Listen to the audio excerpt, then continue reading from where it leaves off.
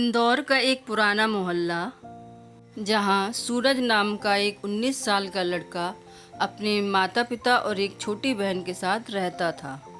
उसके पिता private factory में मजदूर थे और माँ घर में पापड़ बना करके बेचती थी। दीपक की पढ़ाई का सपना उस आमदनी के बीच तैरता हुआ एक दीपक था और सूरज का सपना था सरकारी इंजीनियर बनना। लेकिन हालात उसके रास्ते में दीवार बनकर खड़े थे।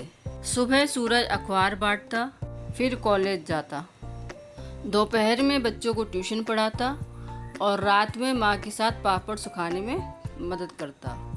और रात में जब सब सो जाते थे तो उसके बाद वो पढ़ाई शुरू करता था। एक दिन उसकी ज़िंदगी ने और भी कठोर मोड़ ले लिया।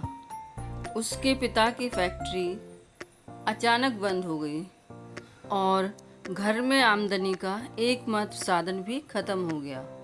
अब सूरज को अखबार के साथ साथ सब्जी भी बेचनी पड़ी ताकि घर का राशन चल सके। उसका दोस्त विक्रांत बोला, भाई अब छोड़ दी ये सपना, इतना बोझ लेकर के कौन पढ़ाई करता है।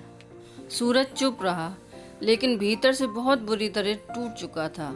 वो अगले दिन किसी से बिना कुछ कहे वो पैदल ही पास के पहाड़ के मंदिर में चला गया। वहीं मंदिर के पीछे एक वृद्ध महात्मा अकेले बैठे हुए थे। शांत चेहरा, झुकी कमर और आंखों में गहराई। सूरज उनके पास जाकर के बैठा और अचानक तेज तेज रोने लगा। मैं बहुत थक गया हूँ बाबा, कितना और सहूँ। मैं मेहनत करता हूँ और हालात और बुरे हो जाते हैं, कोई रास्ता नहीं दिखता। महात्मा मुस्कुराए और बोले, बेटा एक काम करोगे मेरे लिए? सूरज ने आंसू पोंछते हुए बोला, हाँ बाबा। महात्मा बोले, इस पहाड़ी पर उस पुराने आम के पेड़ पर जो कबूतर घोंसला बना रहा है, तुम्हें अगले 10 दिनों तक रोज जा कर के उसका घोंसला तोड़ना है। बस इतना करना है, कोई सवाल नहीं। सूरज चौंका। सूरज बोला, कबूतर का घोंसला तोड़ना है? लेकिन क्यों? लेकिन महात्मा ने सिर्फ मुस्कुरा कर के सिर हिलाया, जैसे कह रहे हो जो कहा वही करो। सूरज चुपचाप चला गया। पहला दिन सूरज घोंसले के पास गया। वो कबूतर झाड़ियों के बीच एक एक तिनका जोड़ करके घोंसला बना रहा था। सूरज ने घोंसला नीचे गिरा दिया। उसे बहुत बुरा लगा।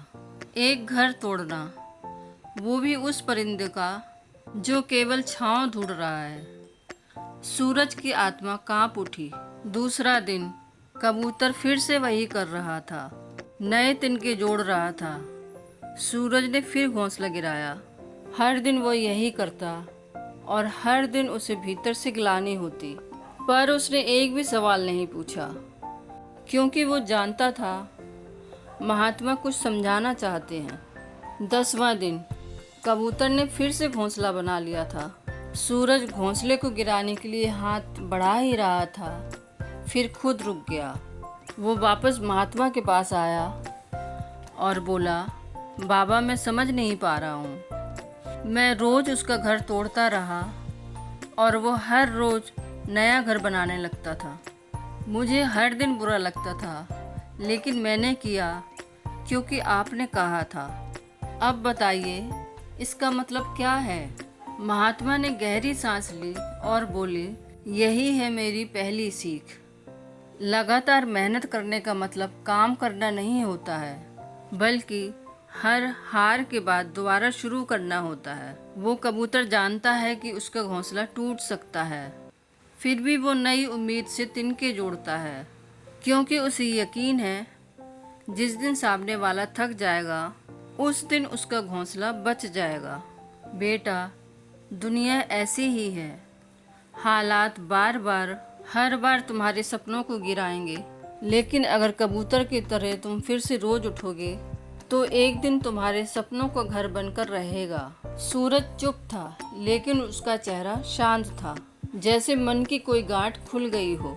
फिर महात्मा बोले, दूसरी बात, उस समय जब तू सब्जी बेच रहा है, घर चलाने के लिए दिन रात जूझ रहा है, ये भी बीत जाएगा। समय कभी एक जैसा नहीं रहता बेटा। आज तू संघर्ष कर रहा है, लेकिन अगर इसी तरीके से चलता रहा तो कल वही समय तुझे सलाम करेगा। बस 2 बातें याद रख, लगातार मेहनत हार को हराती है और बुरा समय भी हमेशा नहीं रहता।